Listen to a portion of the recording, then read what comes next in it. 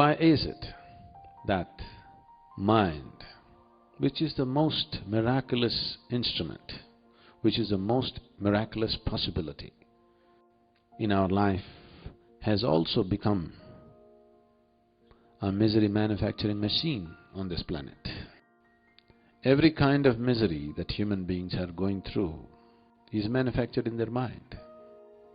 Why is it for one person, mind seems to be a pleasant experience, and for another person, mind seems to be a torture? Unable to bear the mental torture, people have invented various kinds of deviations, various kinds of perversions on this planet just to somehow deal with the mess of the mind. And these perversions might have given them temporary relief, but after some time, it again multiplies the mess. It doesn't really take it away. The moment your intellect, let's differentiate between these two. Intellect is like a scalpel which is constantly cutting through everything. Your ability to discriminate between one thing and the other is purely because of your intellect. You can make a distinction between me and this seat only because your intellect is functioning.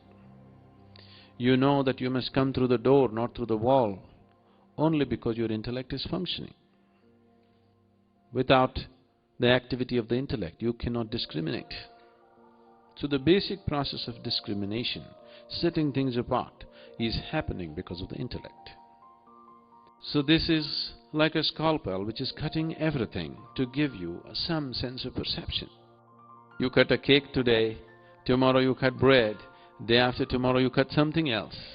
If all of it, the residue of it goes on sticking to this knife, after some time this knife becomes a useless knife. Because the residue of what you cut through, once it sticks to the knife, now that knife in many ways becomes more of a nuisance than of help. If a knife has to cut through anything effortlessly and well, it's extremely important that whatever that it cuts through does not stick to it, simply because it is so identified with so many things. Or in other words, once your intellect gets identified with something or the other, after that your intellect gets chained with identifications. Once this happens, you have a completely distorted experience of the mind. Your mind, that which should have been a ladder to the divine, unfortunately has become a stairway to hell. People keep telling me this, Sadhguru, for you, the biggest thing in your life just happened unasked. Maybe you're chosen. How will it happen to us? It is not a question of anybody's choosing anything for you. It is just that if you keep your intellect unidentified with anything, starting from your body, if you do not even identify yourself with the body, that if you do not look at yourself not even as a man or a woman, your family, your qualifications, your society, your caste, creed, community, nation, whatever, a million other identifications that you take on in your life.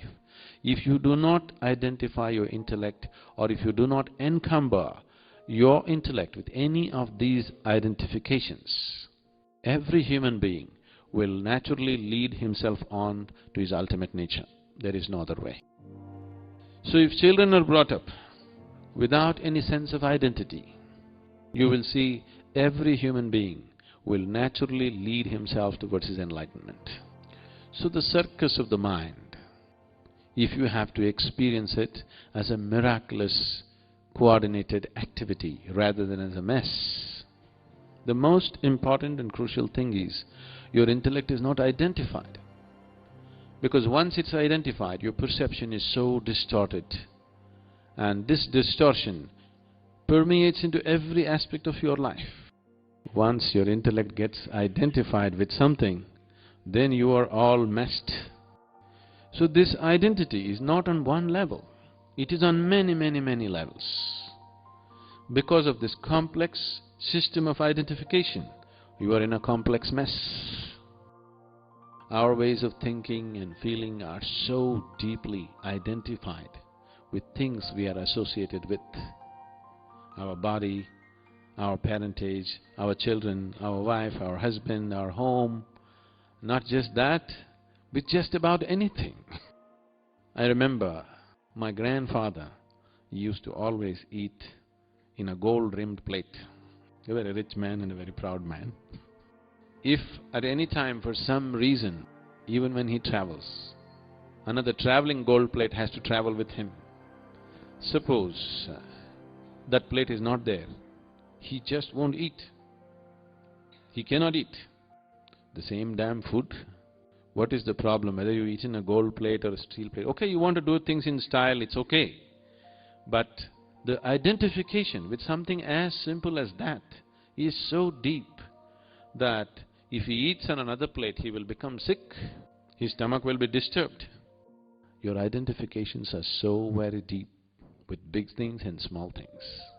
Once you're identified like this, your mind is a mess of a circus. It will never raise to any great peak or pitch. It will be just a mess. Once you're very deeply identified, it is better not to insult the circus by calling your mind a circus. It's more a mental diarrhea, non-stop. It is just going on endlessly. This cannot be stopped with a pill. People have tried the drink, the drug, all kinds of things, but it cannot be stopped that way. Only when you get disidentified, when you're able to be involved but not entangled, only then this is possible. Right now, because somewhere people realized that this identification is causing so much trouble, immediately they started giving you an antidote: detachment. The moment you detach yourself, your ability to experience life also is gone. Because life can only be experienced with involvement. Where there is no involvement, there is no life. The deeper the involvement, the deeper the experience of life. However small the event may be, however small a piece of life may be, if you are deeply involved, it's a very great experience for you. Nothing dramatic or spectacular need to happen in your life. If you're deeply, deeply involved with the simplest aspect of your life, you will see every aspect of your life is spectacular. So involvement is the only way to experience life.